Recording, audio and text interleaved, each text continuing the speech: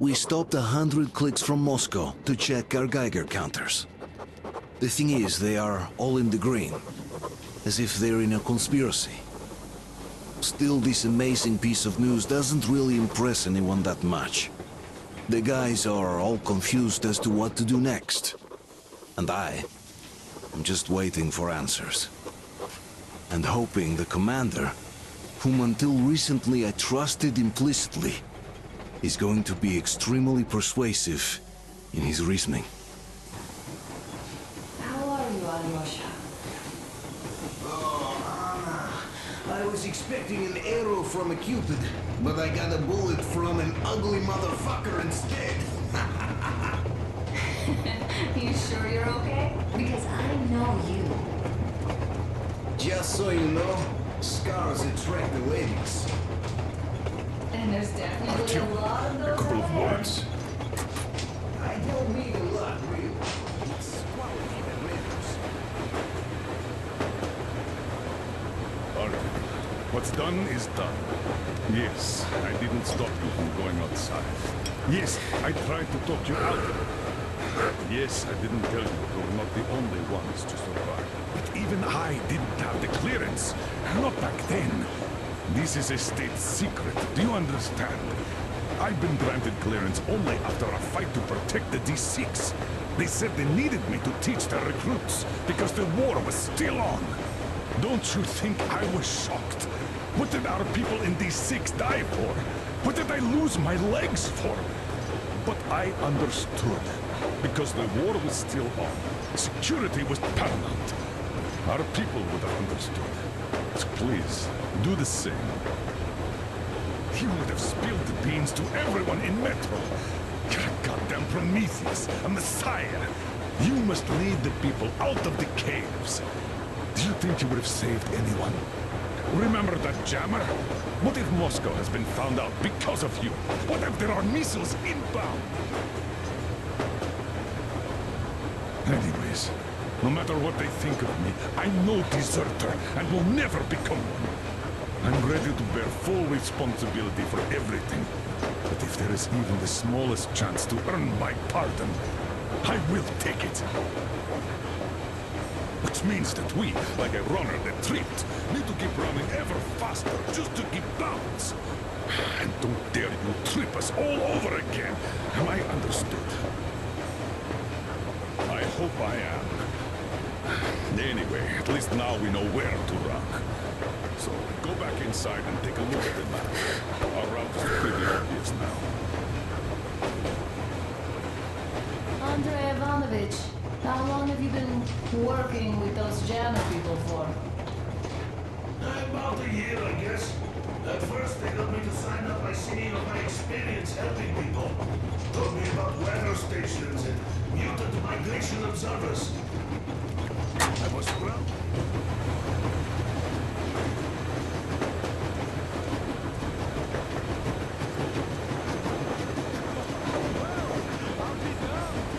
So, dear Moses, can you feel how sweet the air is without a mask? Or not just sweet, so many shades of taste it has.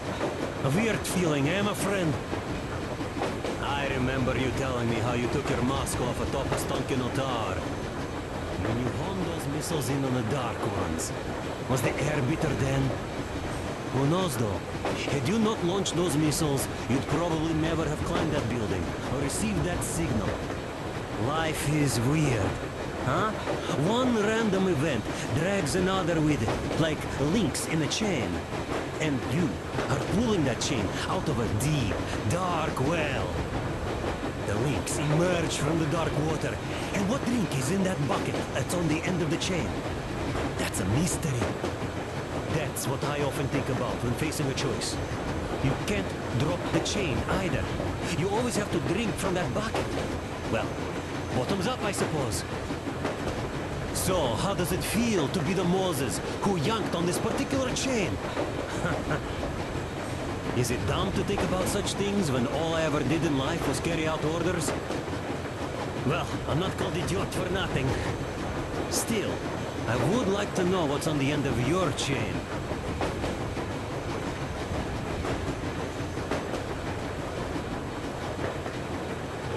there's no radiation, that means we could bring everyone out of Moscow. It doesn't matter if there's radiation or not, Comrade American. The citizens of Moscow will have to stay put. But why? We're just a short way from the city. And the radiation's gone. Things might have been that easy in your America, but life has never been so easy here. Even now, we woke up saviors of the metro, and by lunchtime, we're enemy spies, saboteurs, train thieves. And what for? Something we thought was true turned out to be a lie. And that is enough for them to want us dead. The Hansa bosses must have known that we could live up here. But the public didn't know that. Who'd want to stay down in the metro if we told them? We cannot tell them. If they are ready to make mincemeat out of old ladies and kids to keep their secret, what do you think would they do to you, Uncle Sam? Huh? We can't go back. We can't use radio. Remember the jammers? And even if you pull a perfect Rambo and break through back into the metro, do you expect they all just believe you and go, yes, Moses, lead us out of this Egypt? Can you even imagine the death toll? Take your average station goers. Even if the Hansa guards didn't shoot them, how far would they get? Right to the nearest mutant den, most likely. We are safe here, speeding along on this Eastern Express. They are not as lucky. Not at all. What if there was a proper evacuation? And who would do that? Hansa's people? The ones that kept us under lock and key for 20 years? Or us too? Besides, getting the people out of Moscow is not the end of it. You have to settle them somewhere, provide food. No, brother. I do get where you're coming from, but this matter is way more complex than it seems. I guess you're right. All this clean air went to my head. So, wait, does this mean the Colonel was in the know? His rank does seem to suggest that. Besides, he led negotiations with Hansa. Where would we be without them after the D6 debacle? They gave us weapons and recruits to replenish our losses. We, on the other hand, our competence does not stretch beyond thinking cozy thoughts and keeping the fools in the metro from killing each other off. Remember, if not us, then who? You are too smart for your own good, idiot.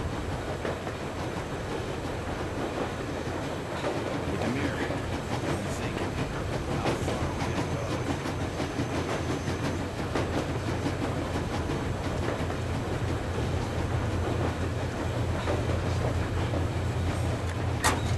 Then, about 2 months ago, they loaded a bunch of people onto my Aurora.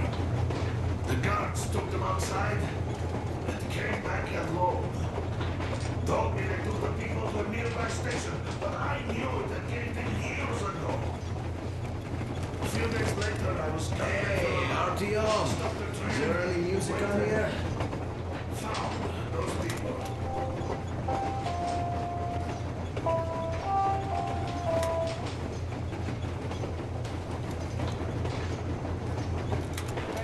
Attention!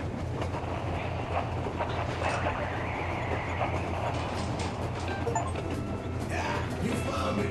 Thanks, Artyom. The world improved instantly.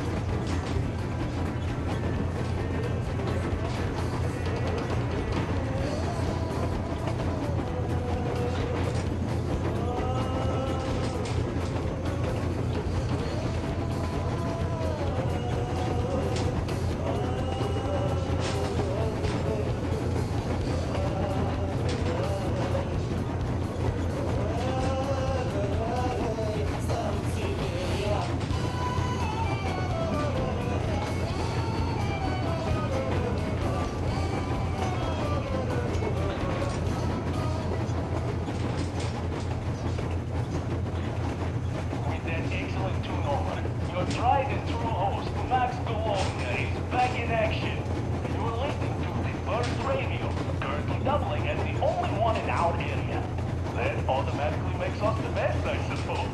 What's next on our program today? Ah, yes, it's what you've all been expecting. The weather. As one would expect of early spring, we're currently seeing some southeastern gusty winds. And as it's been the case for the past 20 years, these winds are bringing roar? No, not pleasant smells of good food, but radioactive dust from the Moscow wasteland. So, if you're going out, it would be a good idea to dress according to the weather.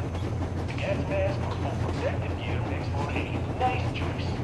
If you decide to be risky, it takes you an hour. You could catch a cold in something around 2 by 4.5, around 70 or so microsieverts, which is nothing to sneeze at in my book. So, I urge you to exercise precaution with your listeners. Of course, if any of you are still tuned in after hearing such groundbreaking scientific insights. As for the rest of Russia, all we know is that for the most part it still exists. There are also people living in some places apparently. As you have probably already surmised, my dear listeners, the bread of a weatherman is especially hard and salty with sweat and tears nowadays. For communications leave a lot to be desired. Still, there are some causes for a cautious optimism here. 15 years ago, there was nothing on the air. Nothing as in this, nada. And now, there are stations popping up in places you'll never believe. I mean, 2 days ago, we received a transmission from the freaking Faroe Islands, for Christ's sake. And I'm not even lying. Now, who wants to touch me? In any case, the moral here is that there's still life on our own Earth. And it looks like we're going to stay here for a while longer after all. But let's wrap up this sidetrack and get back to weather. I completely neglected to report the most important piece of information I have in that regard. The one you're all so eager to know. So here goes nothing. The thermometer outside the studio's window currently says it's 6 degrees below zero, which is an outright luxury for a mission full of junk, all things considered. It seems that the nuclear spring that's been hinted at since forever by every optimistically inclined forecast enthusiast out there has finally arrived. Incidentally, something else has just arrived too. It's time for an old record I have here.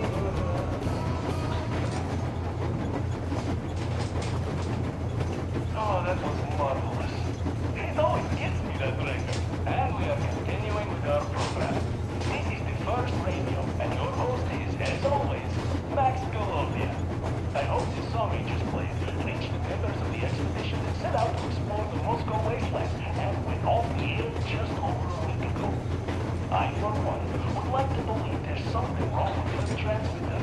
Look, we're all worried, but in any case, hoping for the better is the most constructive thing we can do right now.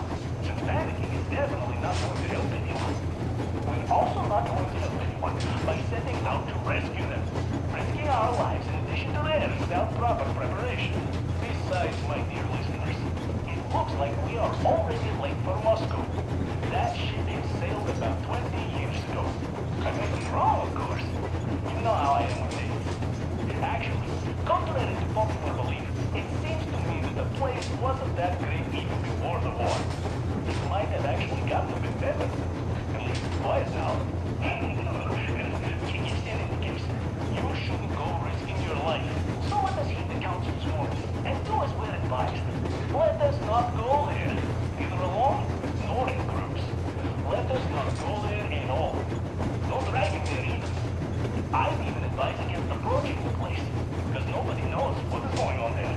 It is highly doubtful that anyone would survive there, and even if someone did, don't really think that life would be anything like life. At least judging by the sheer amount of radioactive shit the winds are still bringing from there. Yes, you see, I just took a glance at my watch. It is almost time we had a break in our broadcast to recharge the batteries. I don't really like ending our program on this sad note, so I'll wait a bit of music to pick us up.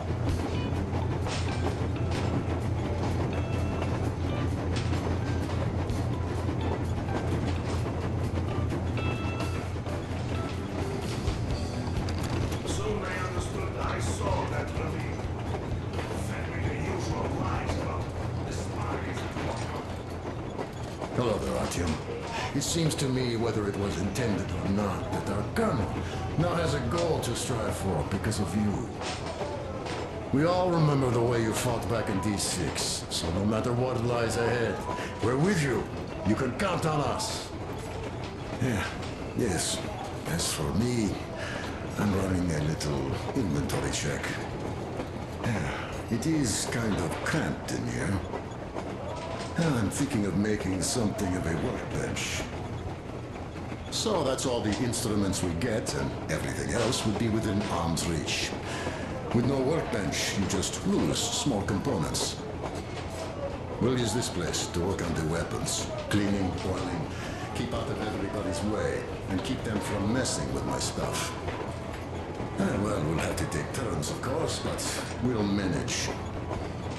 So, if you find any weapons you'd like to keep, I'll store them for you here on the Aurora, and you can come back to exchange them.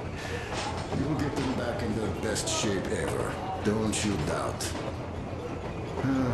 Boy, have I cleaned and oiled a lot of weapons in my life. Factory, and homemade too. Some of those were just amazing. So unusual. So, if you have any weapon-related questions, I'm your man. And weapons, they are like girls. They need attention. You clean your weapon well, you oil it, you check the ammo, because these dirty ammo caps do get rusty sometimes.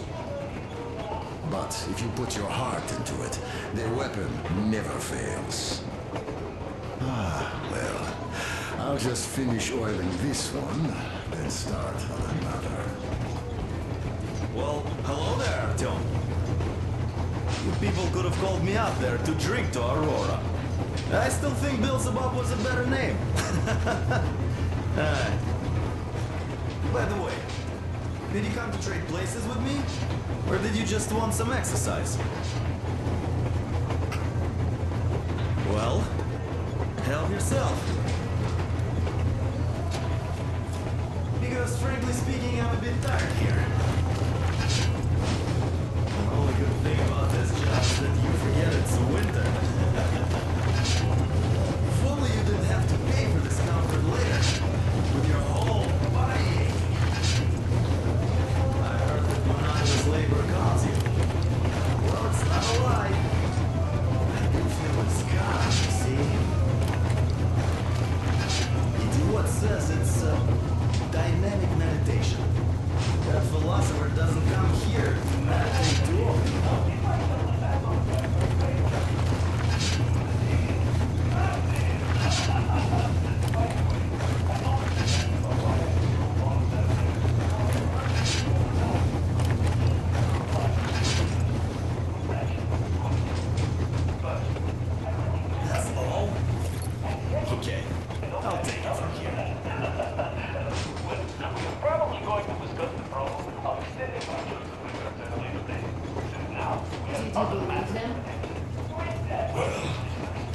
seems safer to believe. Until the end of our scheduled break.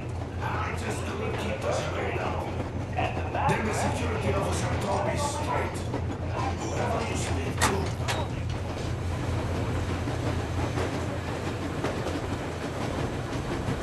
No masks needed. The railroad runs through the whole country. As far as we want, I reckon.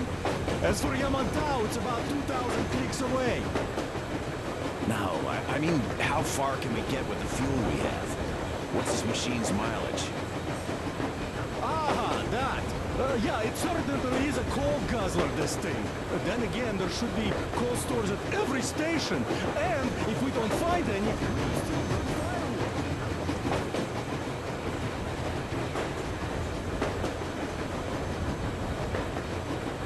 Why the long face? Come here. You see, I made a mistake of stocking up on filters. While I could have gone to a bunch of MREs for the same ammo, or a new hazard suit. I wish I'd known there'd be no need for them. The corporal sold them way too hard, that bastard. Get them while they last. He even gave me a book as a free extra. Quotations from Chairman Mao. Do you know this writer? Mao?